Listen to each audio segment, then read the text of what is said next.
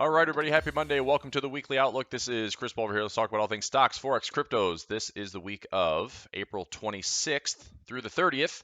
We're going to wrap up April this week on Friday, and we'll kick off May for the weekend. So if you're out there typing a wire, as you can see my screen, let's get started. We are live, ready to rock and roll. This week on Friday. All right. Let's get into the charts. Let's start with the risk disclaimer. We understand this risk in trading. Please and always use trade capital only. Do not trade with money you cannot afford to lose. Whether you're trading stocks, options, futures, forex, cryptocurrencies, whatever asset class it is, please know that there are risks. Okay.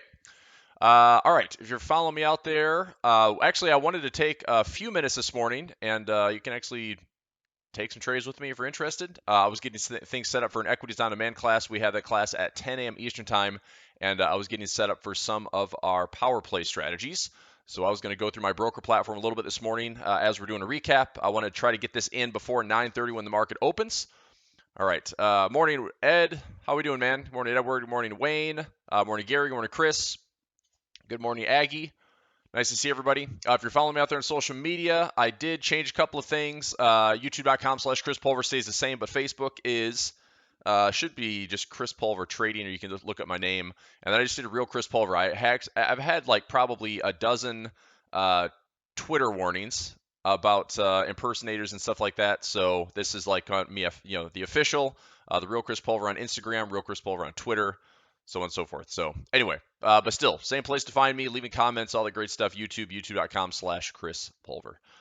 All right, let's take a look at the economic calendar for the week for Forex. And we have a super busy earnings week. Let's go to Earnings Whisper, earningswhispers.com. Let's go to the Forex Factory calendar. So let's first just take a look at, if I just did high impact, you're going to see that the Forex calendar is pretty quiet. But it's actually much busier than that. So we had a bank holiday in Australia, New Zealand. It was Anzac Day for New Zealand and Anzac Day for Australia. Bank of Japan outlook report on Monday. That's tentative, probably going to be between 11 p.m. and 2 a.m. Monday to Tuesday. Bank of Canada, we had a hawkish Bank of Canada last week. They were really showing signs of the first central bank right now to start tapering. I believe their stimulus program was around $4 billion a month, and they are reducing that to $3 billion a month. They haven't talked about raising rates or anything like that. They kept it the same last week at 0.25%, but the tone of the BOC was certainly more hawkish than others. Aussie CPI this week on Tuesday evening, and then we have OPEC meetings this week. FOMC statement on Wednesday at 2 p.m. Press conference at 2:30. Let's check that for a second. So do we have a rate decision if I go to medium impact? Yeah, we must have an FOMC rate decision to wrap up the month. Wednesday, FOMC funds rate, that window between like 0.1 and 0.25%. Press conference with Jerome Powell at 2:30. So look for some volatility on dollar crosses and probably yen pairs on Wednesday with Jerome Powell speaking. That combo of the rate decision and press conference is always a big one. Thursday, advanced GDP for the U.S. Unemployment claims also something to keep an eye out for. They have been trending lower. 719, 744, 576. That was much better than expected, although we did have a negative revision. So it's important to keep an eye on the unemployment claims. And then Friday, it is medium impact Swiss National Bank Chairman Jordan is speaking and prelim GDP out of Germany. Let me see if Jordan is speaking with some type of rate decision. I don't think there'd be a rate decision from Switzerland on Friday, but I could be wrong. Let's check that. Friday morning, prelim GDP, nope, no rate decision, no LIBOR rate decision. Okay. So if you look at a filter on the calendar, if you go medium impact, it looks like there's a fairly busy week. If you just go high impact, the Fed is one to note on Wednesday, Aussie CPI this week on Tuesday night, and the OPEC meetings this week on Wednesday. I'd say that's kind of what stands out. So if we're going to see some movement on oil this week, as we wrap up the month, that's going to be pretty important. One thing to also note is we are wrapping the month up on Friday the 30th, so expect to see some volatility head into the end of the month, and we'll take a look at some currency pairs to take a review and see what we like. All right, if we go into earnings this week, another big one for the stock market. We have tons of earnings this week. So just today, let me see if I can get a quick summary here. If I look at Robinhood earnings this week. Let's see what we have for notable wise. Okay, so we have earnings today from Tesla. Actually, I think Tesla just dominated expectations. We'll take a look at Tesla. Tuesday, we have Microsoft, Google, Starbucks, Pinterest, AMD, UPS, General Electric. Wednesday, we have Apple, Facebook, Spotify, Shopify, and Boeing. Thursday, we have Amazon, Twitter, NIO. That's the kind of the China version of Tesla. MasterCard, Ultra, Caterpillar. And Friday, Disneyland parks reopen in California. That's a big deal. Earnings expected from Exxon, AstraZeneca, and Chevron. That is just notable. So if you look at earnings whispers, you can see that there are, this is just for Monday, by the way, lots of earnings on Monday and a ridiculous amount on Tuesday. I'm just scrolling through. I'm not even going to take the time to go through all of them. There's so many different earnings coming out this week. It's going to be nuts. Okay, Wednesday, a lot. So it's actually, I thought last week we had like 200 companies that were reported earnings. I feel like this week has to rival that. We just have tons and tons and tons of earnings reports this week. So that means for Equities on Demand, we are going to be busy as long as we can find some good ones to trade. We've got to price them out, of course. And then Friday, yeah, literally all week. Wow. Super busy week in the stock market. As we wrap up the month, again, pre-summer push, expect some volatility. Let's get it. Okay. All right, so let's take a look at some charts. Here is Tesla. 729.40 was the close. So I'd like to take a look at the SPY, the diamonds, the Qs. Let's take a look at some FANG. I think it's FANG Man something, FANG Man T, FANG T Man, whatever they're putting Tesla in there now is one of the larger market caps. So pre-market, Tesla's at 738.19. They did, beat expectations or whatever was expected for earnings. They reported today pre-market. So Tesla looking good to the upside. Again, question will be, are we going to see Tesla heading up towards the previous highs at 905? Or is this all setting up for a correction? Right? Is Tesla setting up for something like this where there's your high, there's your low, we have more corrections in here, and we can't break these highs? This might act as resistance, and we still end up breaking the structure later on. So we'll see. If Tesla is going to be, rallying up to this high, let's expect some resistance. If Tesla's going to be breaking this low, then I wouldn't be surprised that the entire market is also struggling. And that's what we talked about last week. If the whole market's going to be selling off, then we have to, it's a tough environment, right? I mean, you have to be kind of positioned for that, or just staying out of the market, waiting for things to settle down so you can buy at better prices. So let's take a look at the SPY from last week. So pretty mixed week, right? We had Friday push to the highs. Thursday was a bearish day. Wednesday was an aggressive push back up. Did we break the highs on the SPY? We did not. Okay, we are looking for about a 26 cents gap higher on the SPY today. But are we going to break the highs? We'll have to find out. A lot of indecision going into last week. This could be the type of week that just keeps pushing higher, and we start May off, and maybe May starts off on a rough note. We'll find out. If it's another indecision week, okay, we'll get ready for either a breakout or a correction. So we just have to be watching price. This is what we do. Diamonds, same thing. Bullish on Friday, bearish on Thursday, bullish on Wednesday, sell off on Monday, Tuesday, indecision for the week. Okay, have we broken the highs yet? 340.88 is the pre-market. That's about 45 cents higher. Are we breaking recent highs? No, not yet. So we'll keep an eye on that for this week. The Qs, same thing. Bullish on Friday, bearish on Thursday, bullish on Wednesday, bearish on Monday, Tuesday to slide into the week. So the market fought back. We didn't break new highs. Expect volatility this week. Lots of earnings. Volatility. Speaking of volatility, let's go to the VIX. We're sitting at 17.7. Monthly pivot around 23.3. If earnings this week disappoints and the market's in a bad mood, we might see a nice little jump on the volatility index. If not, I'm still watching the VIXI, which is trading around 823. Pre-market is down, so we're probably going to continue to see if we continue to push these volatility instruments lower, then the stock market is still looking to push higher. Okay, and then VXX, another one I'm watching, same thing. At the lows, this one got repriced. The VXX was not at 39.80. I feel like this had to have been a recent split. VXX reverse split. It must have just happened. April 23rd, 2021. That was last week. Barclays announced it'll be reverse splitting the VXX for the sixth time with a 4-to-1. Okay, so that makes sense. I mean, price-wise, we must have been around, $9 or $10, and a 4-to-1 split price is sitting around $40 right now. So, I mean, it doesn't matter. I mean, I'm still holding VXX. It just means I get more shares, which is fine. Or actually, I might get fractional shares because it's a reverse split. So I'll have to double check I think I'm holding this in my Webull account. But anyway, just be mindful of the price. The VIXY hasn't changed. The VXX just announced last week that there was a reverse split. That was a 4-to-1. Okay. All right. So that takes care of our major indices. Let's take a look at our FANG stocks. We'll go into cryptos as well. So Facebook tapped the recent highs and has been sliding lower.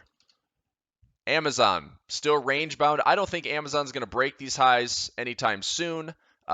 Resistance, support, I'm looking for. If we do have a break to the upside, I think it's short-lived. We hit resistance and we drop. Just based on technicals, I think Netflix shows the same thing. Apple had a nice last couple of weeks. We rallied from the 120 area up to 135. I still think it is going to struggle to break these highs. This might end up being a topping pattern. We could have a top forming here on Apple. If we end up going sideways or back down to this neckline and break it, expect this to fall back into that yearly pivot and a corrective area. Again, this doesn't mean that Apple is a failing stock. It just means that overall we could be seeing some technical levels to sell off on the overall stock market. We know it's overbought. We know it's overextended. And I think a violent pullback of some sort is probably needed. Even though there's aggressive buying out there, we're probably going to see maybe a 3, 5, 7, maybe a 10% correction. 12% is correction, 20% is bear market. And we have kind of pushed ourselves into a lot of extremes the last couple of years. So that covers Amazon, Apple. Let's go Microsoft. Microsoft just keeps plugging away. New highs on Microsoft last week. We're sitting with a few days of indecision, but we have blown through these recent highs around 250, and Microsoft is currently trading at 261. Pre-market looking to open down a little bit. Again, structure-wise, if we end up coming back to trendline support, we could see Microsoft, hitting some highs, falling back down a little bit. Previous resistance becomes support. I'd still look to buy dips on Microsoft. I've been holding Microsoft for probably the last 15 years. So I just want to buy it at a better price. Like, look at this right here. That yearly pivot, how about a great price there, right? Buy more at the yearly pivot. That'd be the same thing in 2021. I would gladly look left, buy a lot of Microsoft here around $200, yearly pivot. Now, keep in mind that Microsoft hasn't done anything, from 2000 to like 2012, Microsoft did pretty much nothing.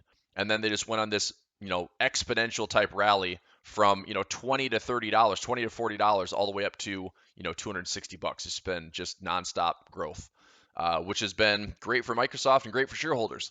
But you had to play the game and be very, very patient. Okay. Any other ones? Fang Man, Netflix. Let's take a look at Netflix. Netflix had a big gap lower. We had like a $50 change last week in Netflix. We had highs around $550, and it gapped all the way down to the low 500s. So again, there's some really good structure here. We had a positive revenue cycle for Netflix, but we had a slower subscriber or less than expected subscriber report. So that was with earnings last week, I believe. Netflix still has a lot of support here between 470 and 480. Nice little yearly pivot right there. I would look at this area, if interested. I like this area on Netflix as an accumulation zone. If we can get filled, if I can get filled more on Netflix around this $470, $480 level, I don't mind owning or buying more Netflix here. Maybe I throw in another 10 shares. Okay, another 1 share, whatever. But accumulating this level, and then eventually, if we do end up breaking the highs, that's good growth looking forward. Okay. All right, let's get into some cryptos really quickly. Bitcoin, nice little revenge rally from $48,605. We're up to $53,300 right now. Structure-wise, though, I'd say that be on the lookout for a dead cat bounce, right? Or the sell the rally. If we have high to low, like so, and we pull back and we fall, Look for something like that. I mean, I don't think we're going to end up taking out the highs. If we do some structural damage, we're just shy of that rising wedge. I could see us having a little bit of a rally, fading that move back down. I'm not interested in selling cryptos. I'm just going to watch. I think that we still play out for a corrective move to the downside. Score point here for the bears. Maybe have more corrections coming, but I don't think that we're going to end up breaking the highs. So again, chart alarm is set. I'll set a chart alarm here at the low as well, and that way I just know what to look for. So lows on Bitcoin around 48,000 and highs back up to around 65,000. Let's go to Ethereum. Ethereum is fighting back pretty nicely. I'll just set a chart alarm here at the high around $2,650. And hopefully we can not just tap the highs, but also break them. And then recent lows sat around 1925. I'll just set a chart alarm there as well. Litecoin, fighting back a little bit. You can see the channel that we have drawn here in Litecoin. So support to resistance, support, resistance, support, resistance. Lots of volatility, but I like Litecoin to the upside if we can get it. Let me set a chart alarm here. Recent highs around $332. So hit those highs, and if we break the lows, that's around 207.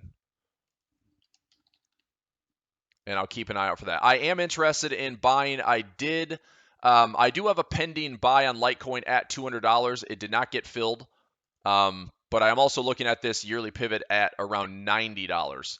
Let me see exactly where that is. That is sitting right at $95. I put in a limit buy on Litecoin at $100. So I'm looking to add more. My break even on Litecoin is in the $30 to $40 area. So I will add more at $100 if it's offered. That's a nice little pivot cluster. So right at $100. Otherwise, I'll just sit and hold. If interested in trading this, we have support. We can look for this to rally back up, score a point, take profit, come back down, look to buy more, and just see if this structure continues. Okay, others, let's take a look at Ripple.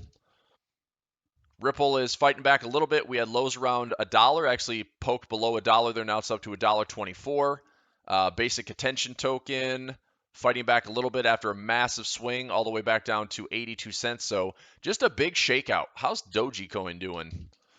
Any Doji holders out there? Doji hodlers, 27 cents on Dogecoin. I know. I think I said this last week. Somebody emailed me talking about a couple $1,000s at 5 cents, and that couple $1,000 is now worth like 25 grand. So that's pretty fun, making some sweet profits there on Dogecoin. But this is one I'm going to encourage traders to protect. If you're in Dogecoin, break even or better. If it goes to the moon, fantastic. But it's not something I'd want to lose on if this ends up becoming a bust. What else? Ripple, we did basically Link. Let's go Link. Link's fight back pretty well. Highs back around 45.55. So I'll put a chart alarm there at the highs. Highs. And recent lows at 29.88. Lows. All right, so just going to set some chart alarms for my week on these cryptos. Currency-wise, let's go to the dollar index. Okay, it's going to be an interesting week for the dollar. Again, April finishing up. I'm wanting to, again, pay close attention to how the week ends. One thing that's going to be important is watch the daily closes this week. Watch the weekly close by Friday as we wrap up the month. We have seen several times this year, end of February, wild volatility that was like perfectly in tune to the technicals. But you can see here that we have a recent low that was challenged by the dollar. We have a break of the trend line that looks like we're going to still hang on to a bullish pattern. Okay. However, if this low is going to be pushed through, we can still see the bears come back and retest this low in the dollar. It doesn't change my outlook of being long, medium term on the dollar to get back into this yearly pivot area. All right. But what we might end up looking at is maybe this week we have a movement this week to wrap up April, and then May kicks off on a different tone. So we might see bearish for this week on the dollar and then a big bullish push in May. We might see a push to end the week and then come back down. I don't know. So obviously I'm looking for some volatility in the Forex market. Last week it was pretty quiet. So dollar index, I'm watching really closely the currency pairs that I like on the dollar. I still like dollar CAD long right here. I like dollar CAD long a lot, even though we had a more than hawkish BAC, or BOC rather, not Bank of Canada or Bank of America. I'm talking about Bank of Canada. If we come back and retest the lows, look, it's pretty simple. Resistance, resistance, resistance. We had a bit of a fake breakout right there with that. You can see the daily chart did not close higher, right? As soon as we had a daily close, it was smashed back down on Wednesday's BOC volatility. What I'm looking for is either this level holds, or if we do push a little bit lower, I will just simply connect the lows, connect this area, and we'll look for a falling wedge. And this is still a great trade on the right side of the trend line. But that is one thing that traders will have to remain patient for on the bank, or the bank, keep saying bank, on the dollar CAD, is we have to break this trend line. Okay, could we fall lower? Yep, we could fall lower. If we look left, lots of support in 2016, 2017, 2017, 2018, between prices 1.24 all the way down to 1.20. So I am pretty committed to right side of the trend line and buying the dollar CAD. Right now, my buy levels, lots of small positions, lots of leveling in, and then once we get on the right hand side of the trend line, my goal is to get this back to 129, 130, hopefully all the way back to 134. So it's more of a position trade for me on the dollar CAD, but I still like it, and I'm going to stay patient. Speaking of patient, dollar index and dollar Swiss. This is another one. I have a couple of small positions in on dollar Swiss. I'm looking for this thing to rally back up towards 93.50. If we can get higher than that, excellent. Okay, but from this recent level, we could have a corrective pattern that sets up for a deeper pullback. So we might have a 618 pullback or a 786 pullback on the dollar Swiss. Then we look for a rally to the upside. So at the end of the day, this could be a Gartley pattern. We could have an X, A, B, C, D, something like this. So we'd have an X right here, X to A, B, C, D. And if that finishes, we're looking for that to rally back up. Now this would be on a higher time frame on that dollar Swiss, but that's how this could play out. Now if we do pull back into this area, there's a nice little weekly pivot around 9,300. There's also some pocket trading here around 93.50. I will be taking some profit. I have two small positions in on dollar Swiss. If we get back to 9,300, 93.50, I'm going to take some profit on the dollar Swiss. Okay. All right. So I like that trade quite a bit. I will also keep an eye out for the New Zealand US dollar, which is pushing back up higher. This one has an excellent bar count. If anybody that's in my trading room is familiar with my right trader, there's a great bar count on the daily chart. Okay, let me see if I can bring up, let me bring up my charts here. So here is one of my MetaTrader 4 charts. And let's bring up New Zealand US dollar, and I will show you that bar count that I'm talking about right here. Okay, New Zealand US dollar. So take a look-see here. I'm just zooming in on the daily chart. Zoom in on the daily chart. Okay, so I'll change the color so it's a little bit easier to see my drawing. I have here, you can see that I have a bar count, right? I have 232 bars. I'm not drawing that very well. So I have 232 bars on the daily chart. Okay, I'm looking for price to get back down into this ribbon. So looking for this major support, looking for this level to get tested. There's a couple of spots I'm watching. Right now, like this equal high, I'm really interested in testing. Okay, this level at the equal highs, very interested in testing. Like I will short it there. And so what you can see is I took a small sell trade right here. Okay, and that was last week. And I also have another small trade right here. So small trade, up here at the highs, another small trade. And so I'm looking at the probability is we're going to come back and find this ribbon. And right now that's about 200 pips away. So my goal is to sell this thing in this area. Okay, this potential, like this is a nice little sell window, potential sell window and equal high. And if we just range, if we go from this high back down to this low, then I'm going to take profit at that low. Okay, so I've got a good probability on this trade. We're at 232 on the daily, which is pretty unusual. That shows it's a nice extreme. So current price to my target is around 267 pips away. If we end up testing the double top area or major resistance, we're going to be looking at something like 400 to 450 pips away. So am I a little bit early to the trade? Probably.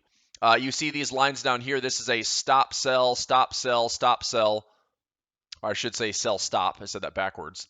Because if price does end up falling, I want to be short.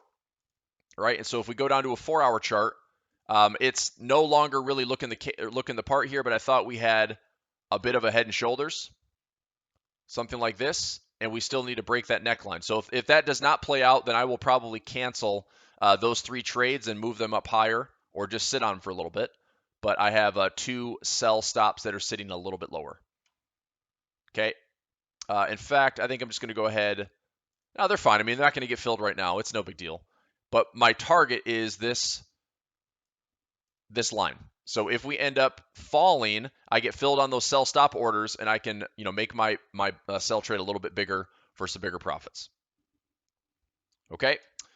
Greg says, what do I do with the dollar CAD? Greg, I'm just sitting tight, man. With dollar CAD, I'm just sitting tight. Here's my dollar CAD right here. Okay, it's not changing. I mean, again, we have 198 bars. It's a pretty good probability of coming back at least a balance out on this dollar CAD. We also, same here, same thing. So we have this area, this area. If it comes back down, look, if it comes back down to touch the low or test the low, that's fine. But then we pop back up. And that might get us into 2850, 2900. Maybe it's a longer ways out before we hit 1.30. But I'm just going to sit tight, man. I've got 2 small orders in at the lows, and I am extremely patient. Look, I'm basically trading this area with very small trades, and down here at these previous lows, I'm going to buy some more. So this is kind of group 1 with very small trades. Position 2, I will still add more. I'll take more trades once we have better confirmation and take this trade back up. I mean, for years, we've seen this thing go high, low, consolidation, high, low, consolidation. Okay, consolidation, high, low, consolidation. So I don't know if it's going to be, all the way down here first, and then we consolidate back up. But I do think that we can find levels between 124, 1.20, back up into that 1.30 level. So I'm just going to sit tight. Okay, dollar krone. Yep, let's take a look at dollar krone. So I'll get this one out of the way. And let's go dollar krone. Again, dollar krone, just sitting tight, 8.29. I mean, my break even is around 8.463. It's around like 8.5, 8.45, something like that. So do we have, I mean, again, technically, do we have a 5-wave move? Yes. Do we have good bar counts? Do we have oversold conditions? All the above. I'm just going to sit tight. Okay. So nothing's really changed. I do like New Zealand dollar better.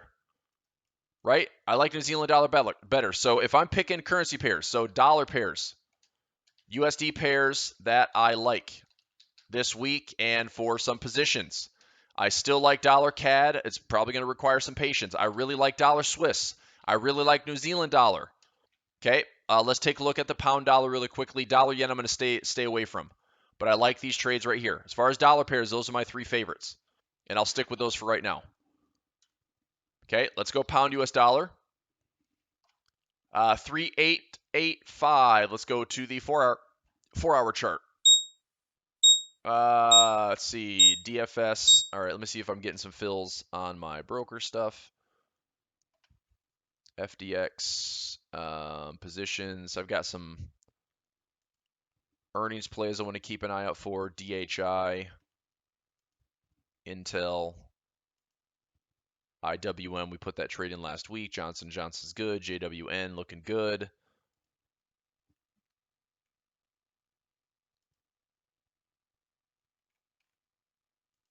And Whirlpool this morning. Okay. So Wall Street's officially open. I'm just keeping an eye on things. Okay. British pound, 3887. I mentioned the numbers 1.40 as resistance and 1.42. If we come back up to this high, right in here, I'm looking for a chance to sell this pound US dollar. I don't love this pair right now. We might still deal with some consolidation. Let me change the color back.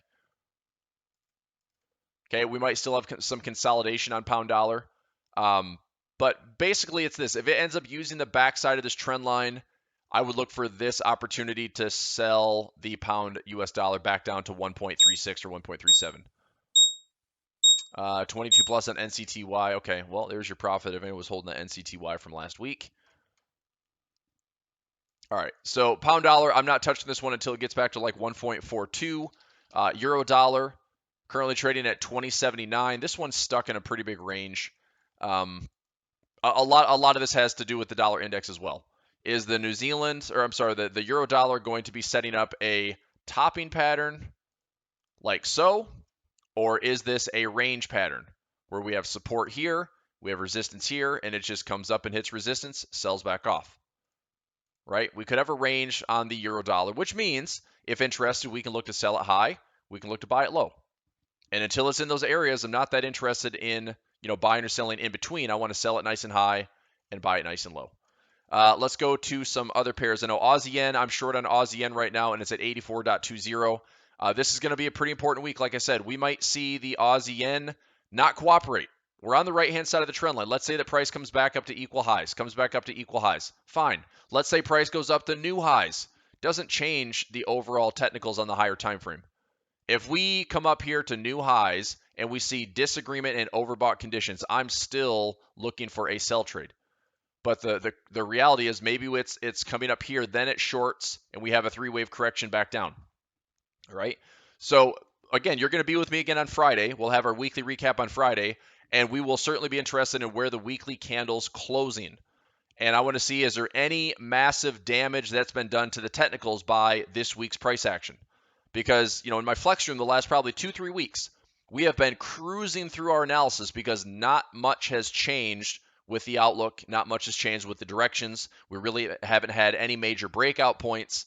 So if all of a sudden things start to change, we'll take a look at what highs and lows are breaking. But if we're still stuck between these major levels, I'm just sitting on the same analysis. Okay. All right, really quickly, let's go into gold and silver, and then I'll wrap things up for today. And I want to get some additional trades placed in my broker platform for my power play strategy. So I just want to get some cents started up here. Let's see here. Daniel, for the sneak peek, I'll see if we can do another one on Friday this week. I'll see if we can. No promises on that, though. I'll see if we can maybe do a sneak peek. If we don't do it Friday because it's the end of the month, we might do it in May. So maybe that first weekend in May, maybe on a Friday session or something like that. But just sit tight. Keep joining me for the YouTube channels. I'll be able to get you a sneak peek here one of these days. Pretty soon. If it's not this Friday, hopefully next Friday. Okay, all right. Gold has not broken out of this channel yet. So we're at 1776. Is gold returning to the lows, or is gold going to be making its way up and breaking this channel to head back up into 1900 plus? That is the question. We'll find out. Okay. Silver. Silver sitting at 26. I still like silver a lot at the lows, $22 to $21 right in here. Love buying silver there, accumulating more, trying to take profit back up here towards 29. All right. Anything else? I do want to take it lumber and copper. I think LBS. Let's see, random length futures. Yep. So right here, lumber at 1372. Ridiculous. No signs of stopping though. 825 was the pullback. It's up another $500. It's crazy. Student Donna had given us this Weyerhaeuser company, another one that moves along with lumber. So what's interesting about this one is, so given the fact that lumber has been rallying like crazy, so has this stock from $14 all the way to $40. Now, how much higher can we go? I mean, are we just going to keep blowing the lid off of these levels, or are we going to have highs, force a pullback, maybe buy some dips to take those new highs? So it's a little tough to be in this trade at the current price, at $39. I personally would love to see some type of pullback. If we can get it, I would be more than willing to buy, but it's like lumber prices are insane. I mean, I know they're going to stop going up at some point, and when they do, they're going to crash. Like, that's the hard part about these crazy inflation bubbles is, and it's not in everything, but clearly, like, this is not normal. I mean, from the lows at $230 to $1,300, we've had a 600% increase in lumber. Okay, that's not normal. And if you look at this from the weekly chart, look at how many weeks in a row we've just been going, just gnarly to the upside.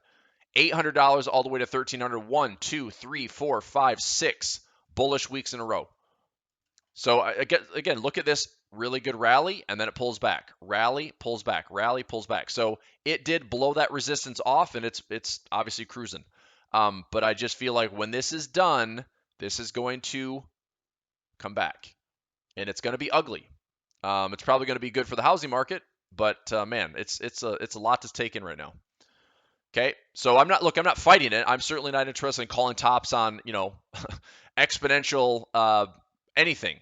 It's bullish, but just be careful. I'm trading, stuff like this very cautiously.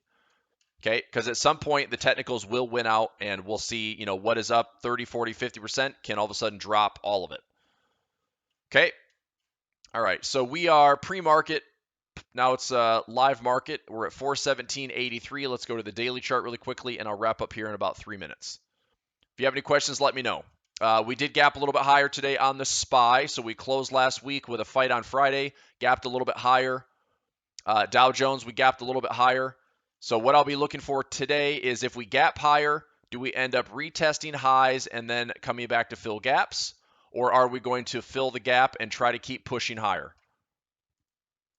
Okay, I saw there was a travel ban that's potentially getting lifted over in Southeast Asia between Singapore and Hong Kong, talking about lifting some travel bans, getting back to normal. Disney parks opening back up in the U.S. Like things are, again, this return to normal is making some mainstream headlines. So I think that's another case to be built that it's just full steam ahead. Don't fight it. Don't call the top.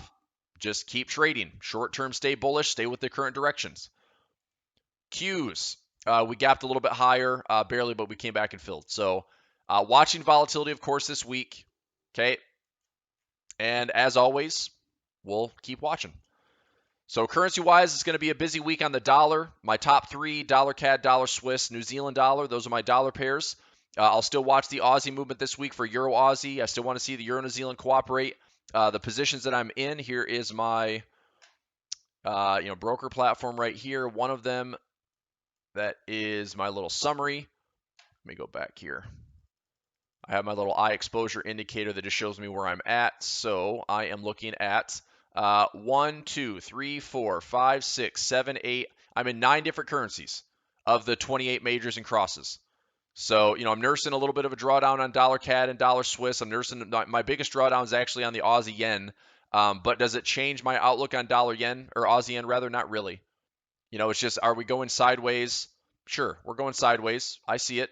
Do we go a little bit higher? Maybe, but I still see us dropping back down to pocket levels and all those extended moves.